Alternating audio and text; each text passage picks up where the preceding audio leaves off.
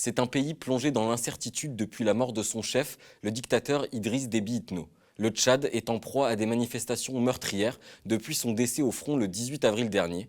Au pouvoir depuis 30 ans, il gouvernait d'une main de fer ce pays d'Afrique centrale parmi les plus pauvres de la planète.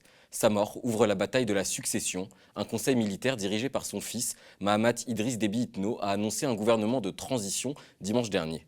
Une transition qui promet d'être difficile et qui raconte l'histoire politique du pays et ses liens très étroits avec la France.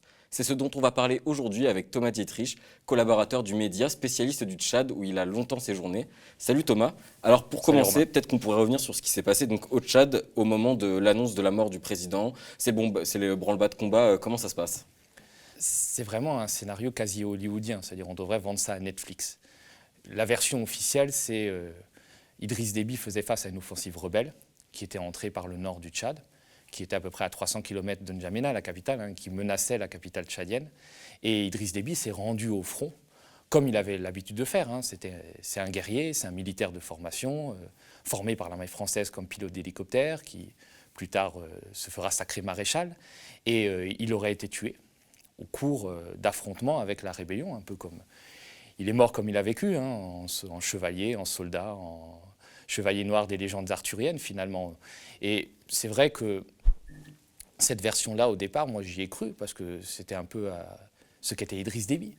Et finalement, en interrogeant des témoins, des proches de la famille Déby, il y a une autre version qui a petit à petit émergé, qui est celle d'un règlement de compte au sein du clan d'Idriss Déby, clan Zahawa, qui est une des communautés présentes au Tchad, qui règne sur le Tchad depuis 1990, tu l'as rappelé, depuis 30 ans. Et il faut savoir que Idriss Déby, en février, a fait tirer au char, il n'est pas allé par quatre chemins, sur la maison d'un de ses opposants qui s'appelle Yahya Dillo, tuant la mère de l'opposant et son fils. Sauf que la mère de l'opposant, ce n'était pas seulement la mère de l'opposant Yahya Dillo, c'était aussi la cousine paternelle de Déby. C'est-à-dire elle était de la famille d'Idriss Déby, ce qui a beaucoup marqué le clan d'Idriss Déby. Et d'après les sources qui m'ont été rapportées, ce qu'on m'a dit, finalement, un des gardes du corps d'Idriss Déby a assassiné son maître, d'ailleurs en présence d'un officier de l'armée française qui a immédiatement appelé Paris, donc branle-bas combat pour la succession. Il est mort le 18 avril. On a annoncé le coup d'état militaire que le 20.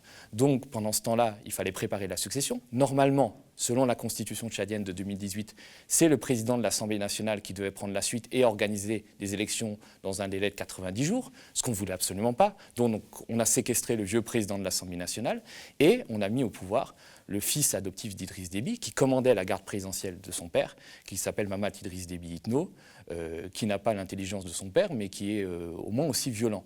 Finalement, c'est une succession complètement organisée, c'est un coup d'État. On a suspendu la Constitution, on a dissous le gouvernement, on a dissous l'Assemblée nationale. La France, qui est l'allié historique du Tchad et notamment d'Idriss Déby, qui a une présence militaire forte, puisqu'il faut savoir que quand il y a eu l'attaque rebelle, la France, certes, n'a pas bombardé les colonnes rebelles comme elle l'a fait par le passé, directement en envoyant l'aviation, mais elle a donné des renseignements en survolant les positions rebelles, elle a fourni un appui logistique, il y a des conseillers militaires français qui étaient autour d'Idriss Déby, et donc elle a donné un avantage décisif à Idriss Déby. Et là, on ne parle pas de lutte contre le terrorisme, puisque ces rebelles-là, qui venaient de Libye, qui sont des rebelles tchadiens, du Front pour l'alternance et la concorde au Tchad, sont absolument pas des djihadistes. D'ailleurs, leur chef, qui s'appelle Mahamat Mahdi Ali, a longtemps milité au Parti socialiste en France et n'a absolument rien à voir avec les djihadistes. Donc on a dévoyé le mandat militaire de la France au Sahel, qui est de lutter contre le terrorisme islamiste, pour aller soutenir un dictateur. Alors justement, on en reparlera un petit peu après, ça donc des liens entre la France et le Tchad, mais peut-être qu'on peut revenir un peu sur qui était du coup Idriss Déby Itno de son vivant, quel homme c'était, quel homme politique c'était, et qu'est-ce que ça dit de ce qui va se passer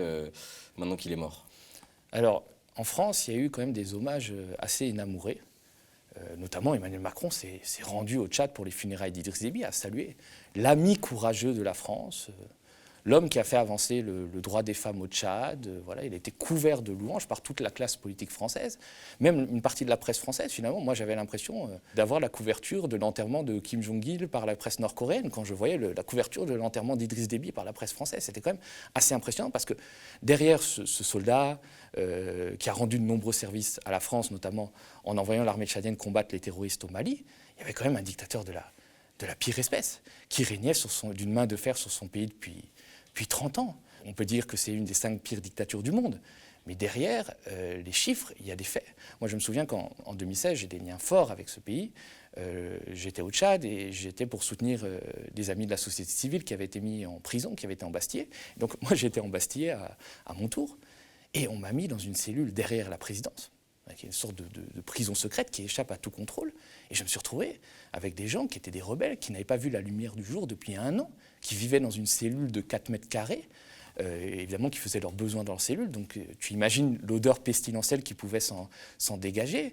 Je leur ai donné mon numéro de téléphone. Je leur ai dit, si un jour vous sortez, moi je vais vous aider. Ils ont inscrit le numéro de téléphone sur le mur. J'ai prévenu les organisations des droits de l'homme, mais ils ne sont jamais sortis. Et ils me racontaient que la nuit, on torturait des gens, on les exécutait, que Idriss Déby même venait superviser les séances de torture. Donc c'était ça, Idriss Déby. Ce n'était pas l'ami courageux de la France. Il a assassiné un très grand nombre d'opposants. On a fait une enquête aux médias et on y reviendra. C'était l'assassinat du chef de l'opposition pacifique, qui était mathématicien, qui était un homme de bien, qui était enseignant à la faculté d'Orléans, qui s'appelait Ibn Oumar Mahamat Saleh, que Déby a fait arrêter en 2008 par sa garde présidentielle et qui est mort torturé dans des circonstances affreuses. Donc voilà qui était Idriss Déby. C'est quelqu'un qui n'a absolument pas développé son pays, malgré la manne pétrolière, malgré la manne de l'or, du coton. Le Tchad reste un des 3 pays les plus pauvres du monde, alors que son clan s'est enrichi à grands coups de milliards. Dans les Panama Papers, on a découvert que 10 milliards d'euros avaient été détournés par le clan Déby et placés dans les paradis fiscaux, alors que l'immense majorité de la population tchadienne vit dans la misère la plus noire. Donc c'était ça, Déby. Et finalement, aujourd'hui, le fils qui a été installé au pouvoir, c'est la continuité du système Déby.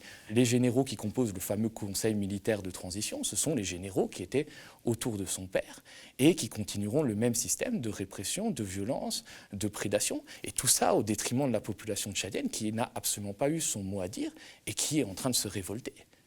Alors justement, parlons de ces révoltes. Donc il y a eu plusieurs manifestations qui ont eu lieu depuis l'annonce de sa mort. Il y a beaucoup de gens qui sont morts durant ces manifestations. Qui manifestent et pourquoi ? C'est le peuple qui manifeste, parce qu'il se sent dépossédé de sa liberté, de sa souveraineté. Je veux dire, il y a quelque chose qui est très choquant. Au-delà du fait que le fils d'un dictateur veuille assurer une continuité dynastique quasi monarchique, on peut le comprendre, on peut le concevoir, mais c'est le soutien de la France, qui ont le soutien d'Emmanuel Macron. Quand Emmanuel Macron se rend aux funérailles d'Idriss Déby, prononce un éloge funèbre absolument dithyrambique, et adoube le fils Déby, qui, rappelons-le, a fait un coup d'État. Moi, je trouve quand même assez extraordinaire que la France condamne le coup d'État en Birmanie, où elle n'a pas d'intérêt, et ne condamne pas le coup d'État au Tchad. Je veux dire, c'est un peu la défense des droits de l'homme à géométrie variable. Et donc, Macron a adoubé ce jeune homme-là, ce Mahamat Idriss Déby Itno, et 4 jours plus tard, il y a des manifestations d'une ampleur jamais vue en N'Djamena. Ce Mahamat Idriss Déby Itno fait tirer sur la population, sur des manifestants désarmés, faisant 9 morts, des gamins qui avaient la vie devant eux. Et Emmanuel Macron est responsable de ça. Emmanuel Macron a leur sang sur les mains. Parce que quand on vient adouber un dictateur et que 4 jours après, même pas 1 semaine après, même pas 1 mois après, il fait tirer sur son peuple, on a notre part de responsabilité. Alors, Emmanuel Macron a beau jeu de condamner la répression, de pousser des cris d'orfraie, il est responsable de ça, avec Jean-Yves Le Drian aussi, qui est ministre des Affaires étrangères, et qui s'est toujours déclaré être l'ami personnel d'Idriss Déby, qui est un peu le super ministre de l'Afrique, qui a toujours permis la continuité de la France-Afrique, soutenu les dictateurs, même quand ceux-ci commettaient des crimes ou truquaient les élections. Donc moi j'ai honte pour mon pays. J'ai honte pour mon pays d'avoir cautionné cette mascarade et d'avoir permis, en fait, d'avoir donné carte blanche au fils Déby pour qu'il tire sur son peuple. Et je pense qu'Emmanuel Macron et Jean-Yves Le Drian doivent rendre des comptes, parce que c'est proprement inacceptable. Tu penses que l'appui, quelque part, au régime du gouvernement français le rend responsable du coup de ce qui s'est passé, qu'ils se sont sentis les mains libres en fait ? Bien sûr. Très vite, au moment de l'annonce du coup d'État, le 20 avril, la France a pris acte du coup d'État, n'a pas condamné, n'a pas appelé au retour à l'ordre constitutionnel, comme par exemple il l'avait fait au Mali. Mais il y a une raison à tout ça, c'est qu'au Mali, le président qui avait été renversé, Ibrahim Boubacar Keïta, était soutenu par la France. Donc bien sûr qu'on a condamné le coup d'État, alors qu'au Tchad, finalement, on a appuyé ce coup d'État. On a permis que le fils Déby arrive au pouvoir, on lui a donné carte blanche, donc ils se sont sentis les mains libres pour faire ce qu'ils ont toujours fait, à savoir tuer. Ils ont tiré à l'arme lourde, ils ont tué à la grenade. Tout ça n'est pas désincarné, ce sont des vies qui sont en jeu. Et moi, je peux comprendre le sentiment anti-français qui se développe au Tchad et qui se développe dans une partie de l'Afrique vis-à-vis de la politique complètement erratique du gouvernement français. Parce que Emmanuel Macron n'a pas été le fossoyeur de la France-Afrique, ça a été son parfait continuateur. Quand il vient en 2017 à Ouagadougou, il fait un discours fameux et il dit « Je suis d'une génération, on ne dit pas à l'Afrique ce qu'elle doit faire ». Et 4 ans plus tard, elle permet un coup d'État permettant une succession dynastique du père qui était déjà dictateur à un fils qui l'est encore plus. Moi, je trouve ça proprement scandaleux. Donc je comprends ce sentiment-là, qui n'est d'ailleurs pas dirigé contre les Français, contre les simples citoyens, mais qui est dirigé contre un État qui finalement n'a plus de boussole que celle de la réelle politique et de maintenir son précaré, parce qu'évidemment la France considère ses anciennes colonies d'Afrique francophone comme son précaré, et on maintient un système qui est terrible pour les peuples, parce qu'il les maintient dans la misère et il les maintient dans la peur. Alors, on reviendra un peu plus tard donc, sur la France-Afrique, justement. Mais pour constituer un peu dans ce qui se passe actuellement, même en termes de politique au Tchad, quelles sont les forces en présence? Donc là, il y a un gouvernement de transition qui a été nommé dimanche dernier. Qu'est-ce que ça veut dire? Qui est dedans? Comment ça va se passer? Il y a un gouvernement de transition qui effectivement a été nommé avec des personnalités de l'opposition qui ont intégré ce gouvernement. Mais il n'en reste pas moins que le Conseil militaire de transition reste au pouvoir. Mahamat Idriss Déby Itno est toujours le chef de l'État. L'appareil sécuritaire, l'État profond, est tenu par le régime Déby, par l'armée. Et quand je dis l'armée, c'est une armée clanique, parce que plus de la moitié des effectifs sont composés par la garde présidentielle, qui est dévouée corps et âme au père Déby, puis aujourd'hui au fils, dont il était le chef, je rappelle. Donc finalement, on va continuer un système. Normalement, il y aura des élections dans 18 mois. On n'est pas sûr, parce que la charte de transition peut être prolongée de 18 mois encore. Est-ce qu'on ne prépare pas finalement un tapis rouge pour le fils Déby avec des élections truquées comme ça s'est toujours fait au Tchad, des bourrages d'urnes et permettre finalement une continuité dynastique comme on l'a eu dans d'autres pays, par exemple au Togo. En 2005, Gnassingbé Eyadema est mort et c'est aujourd'hui son fils qui règne depuis 15 ans, tout ça avec la bénédiction de Paris. Donc moi je m'inquiète vraiment pour ce pays, le Tchad, c'est un pays que j'aime profondément. Et je voudrais qu'il y ait des élections, que les Tchadiens puissent être maîtres enfin de leur destin, que ça ne soit pas l'ancienne puissance coloniale qui décide de qui placer sur le trône. Et ça, je pense que c'est très important. On a parlé un peu rapidement donc, des liens entre la France et le Tchad, qui donc étaient des liens très étroits. Comment toi tu analyses justement ces liens-là? Quels sont les intérêts en fait de la France à défendre avec autant de ferveur le régime d'Idriss Déby Itno et maintenant donc, de son fils? Alors, il y a plusieurs points. Idriss Déby a été mis en place en 1990 avec le soutien actif de la DGSE. Donc déjà, il y a un soutien français, c'est quelqu'un qu'on aime dans les cercles militaires français, qu'on admire des fois, qu'on voit comme un grand combattant, oubliant ses défauts et puis ses crimes. On l'a soutenu, il a été formé ici, à l'école militaire à Paris, à Hasbrook aussi, comme pilote d'hélicoptère. Donc c'est un petit peu, il a été biberonné par l'armée française. Donc c'est quelqu'un, Idriss Déby, qu'on a soutenu corps et âme, que même l'armée française a défendu à plusieurs reprises, a sauvé. Quand les rebelles étaient à quelques centaines de mètres du palais en 2006 et en 2008, l'armée française est intervenue militairement pour défaire les rebelles. Donc quel intérêt on a à ça? Alors depuis 2013 et l'arrivée des djihadistes au Nord Mali, on a fait d'Idriss Déby le meilleur allié dans la lutte contre le terrorisme au Sahel. Et c'est vrai que l'armée tchadienne est une armée parmi les plus courageuses et les plus aguerries d'Afrique. Et il faut reconnaître que l'armée tchadienne a apporté un concours non négligeable à la défaite des djihadistes au Mali et à la sécurisation de la région. Mais ce n'est pas Idriss Déby qui combattait, c'est l'armée tchadienne. Je veux dire, demain, il y aurait un régime démocratique au Tchad, ça n'enlèverait rien au caractère guerrier et courageux de l'armée tchadienne. Alors, quels sont les intérêts? On parle souvent d'intérêts économiques, mais les intérêts économiques de la France au Tchad sont très limités. Par exemple, Total ou une autre compagnie pétrolière française n'est pas présent dans le consortium qui exploite le pétrole au Tchad. On n'a pas un intérêt économique, entre guillemets, très important. Donc on peut se demander pourquoi. Alors oui, il y a le maintien du précaré, le maintien de l'empire. La France est devenue une sorte de puissance moyenne, voire médiocre, qui n'a plus d'influence que dans ses anciennes colonies d'Afrique francophone. Donc on essaie de maintenir les derniers lambeaux de cet empire. Et puis, il y a quand même une chose dont on parle beaucoup, mais qu'on ne soulève pas assez, et à mon avis, qui, je pense, cimente les relations entre les différents gouvernements français et les dictatures africaines, c'est le financement. La vie politique française par des dictateurs africains, le financement occulte. Les fameuses mallettes. C'est quelque chose dont on a beaucoup parlé, dont on a dit que c'était fini, mais il suffit de voir les fortes suspicions qui pèsent sur le financement de plusieurs candidats à l'élection présidentielle de 2017. Marine Le Pen s'est rendue au Tchad en 2017. Il y a des suspicions qui pèsent sur le fait est-ce que Idriss Déby lui aurait donné des mallettes. Alexandre Benalla, ça a été révélé dans le livre de Marc Andevelt, Macron le grand manipulateur, s'est rendu à 2 reprises au Tchad pendant l'élection présidentielle. En fait, c'est plus. Il s'est rendu 4 ou 5 reprises. À mon avis, ce n'était pas pour faire du tourisme. Et on sait que après, il y a eu des prestataires ou des militants de la République En Marche ont été rémunérés en liquide. D'où vient cet argent? Ça serait intéressant que la justice enquête.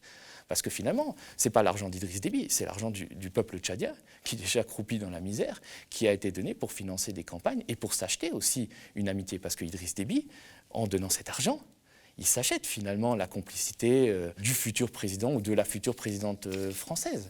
Et ça peut-être explique l'empressement avec lequel Emmanuel Macron s'est rendu au Tchad pour honorer le père et adouber le fils.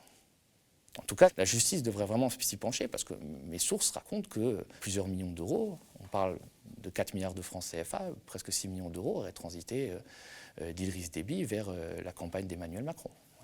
Plus récemment, t'expliquais que donc, Macron s'était rendu au Tchad pour faire un éloge dithyrambique donc, du défunt dictateur. Depuis, donc, il a un peu reculé en expliquant qu'il condamnait en fait, les violences qui avaient lieu pendant les manifestations.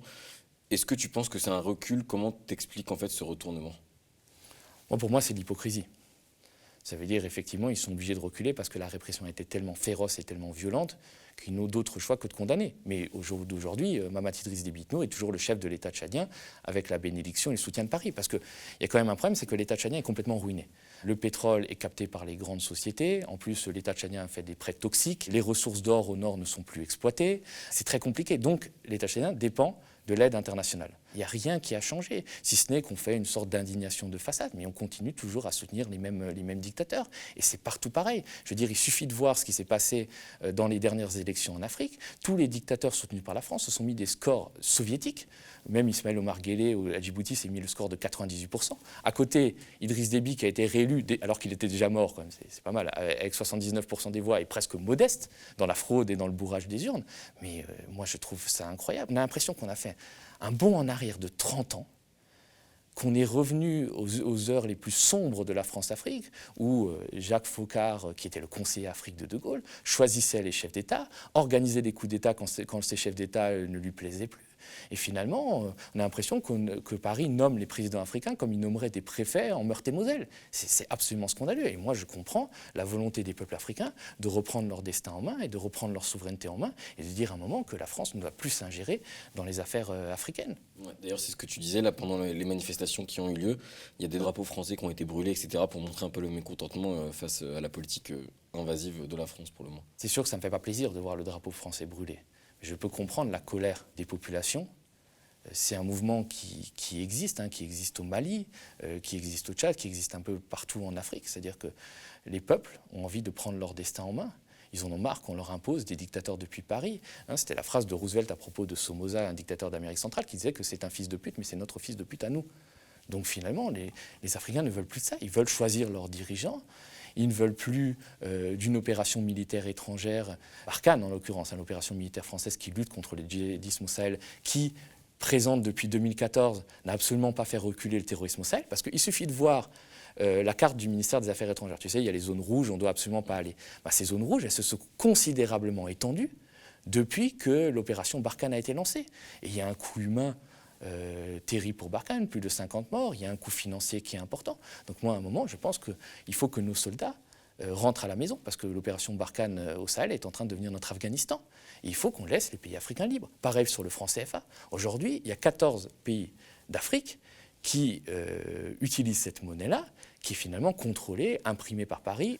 Je veux dire, moi je comprends la révolte des peuples africains qui désirent être libres et décider par eux-mêmes et se débarrasser du joug de l'ancienne puissance coloniale. Ça ne veut pas dire qu'on ne doit plus garder de relations. Il y a une histoire, aussi douloureuse soit-elle, la colonisation est un crime contre l'humanité. Il y a une langue en commun, il y a des échanges, il y a des diasporas, il y a des gens qui ont la double nationalité. Mais il faut cesser avec ce système de domination-là qui est complètement archaïque. Quand je vois Jean-Yves Le Drian, qui était ministre de la Défense de Hollande, ministre des Affaires étrangères de Macron, qui est un peu le ministre de l'Afrique, qui est une sorte de Faucard au petit pied, continuer à soutenir les dictateurs de cette manière-là, moi je trouve qu'on a l'impression qu'on est encore dans les années 1960. Et il faut que ça change, et il faut que ça change vite. Sinon, sinon la France perdra tout. Et on arrivera à des situations comme ça s'est passé en Centrafrique, où finalement la Russie va supplanter la France, où un colonisateur va supplanter un autre colonisateur, tout ça pour s'approprier les ressources. Et toujours, hein, on dit en Afrique que quand deux éléphants se battent, c'est l'herbe qui souffre, c'est les peuples qui vont souffrir. Qu'est-ce que tu penses, toi? Qu'est-ce qu'on peut attendre là pour la suite avec ce coup d'État? Comment ça va se passer pour le Tchad à l'avenir? Tu penses qu'il y a encore la possibilité que les manifestations changent quelque chose ou qu'on va s'enfoncer au contraire dans une prolongation de ce qui avait lieu avant? J'espère que ça va changer. J'essaie de me raccrocher à la phrase qui dit que quelle que soit la longueur de la nuit, l'aube finit par apparaître. Et j'espère, tu sais, le Tchad, c'est pas seulement une étendue désertique, c'est un pays, un grand pays, qui a lutté, il y a eu des grands empires, le royaume du Kanem-Bornou, le royaume du Wadaï, qui a lutté contre la colonisation, qui s'est battu. Quand Kadhafi a tenté, dans les années 80, de prendre le contrôle d'une partie du Tchad, l'armée tchadienne a lutté, a repoussé Kadhafi, qui pourtant était surarmé, avait bien plus d'hommes. Donc c'est un pays fier, c'est un pays d'hommes courageux, et moi je lui souhaite le meilleur. Je ne lui souhaite pas d'avoir un militaire avec le charisme d'un caporal-chef et l'intelligence d'un poinçon rouge à la tête de l'État. Je ne lui souhaite pas ça. Je lui souhaite autre chose. Je ne souhaite pas la guerre civile qu'on prédit depuis des années, parce qu'évidemment, le fait de maintenir un gouvernement complètement illégitime et détesté peut nous amener à une sorte de guerre civile avec l'incursion de rebelles au nord, des émeutes, des répressions terribles. Moi, je ne souhaite pas ça pour le Tchad. Je souhaite que ce pays puisse choisir librement ses dirigeants via des élections libres. C'est peut-être un doux rêve, mais c'est en tout cas ce que je lui souhaite, et je le souhaite à tous les pays africains qui vivent dans un système france-africain où on continue à maintenir des dictateurs en place au détriment des peuples. C'est quelque chose que j'espère au fond de moi, mais je ne sais pas si ça va arriver. Peut-être la réelle politique tendrait à dire que voilà, et Mamad Kaka va rester au pouvoir, mais je crois qu'on l'a vu en Afrique ces dernières années avec les révolutions populaires qui ont eu lieu au Soudan en 2019, au Burkina Faso en 2014, avec les tentatives aussi qu'il y a eu en Guinée, les tentatives inachevées comme il y a eu au Mali, j'y crois. Je crois fort à la phrase de Sankara qui disait il faut toujours faire un pas avec le peuple plutôt que 10 pas sans le peuple. Et je pense que les peuples africains ont pris ça en considération et aujourd'hui sont prêts à prendre leur destin en main. Ouais. Merci Thomas d'être venu un peu nous éclairer sur la situation actuelle au Tchad. Merci. Merci. Discrimination, racisme, violence policière, à l'heure où ces thématiques s'imposent dans le débat public après des dizaines d'années de silence médiatique, aux médias, nous nous efforçons de couvrir ces affaires, donner la parole aux victimes de violences plus souvent et pas à leurs bourreaux, raconter les luttes de ces victimes qui se battent pour leur dignité et le droit au respect et à la justice, recevoir aussi les intellectuels qui travaillent sur le racisme systémique, analysent ses conséquences sur la vie des personnes non blanches, avec ou sans papier, mettre en lumière les pratiques scandaleuses qui affectent les réfugiés sur le sol français. Mais pour cela, nous avons besoin de vous. Le média se transforme en SKIC, en coopérative, et pour accompagner cette transformation, nous avons besoin de votre soutien. Achetez des parts, rejoignez-nous pour participer au développement d'un média indépendant, la première coopérative audiovisuelle médiatique de France.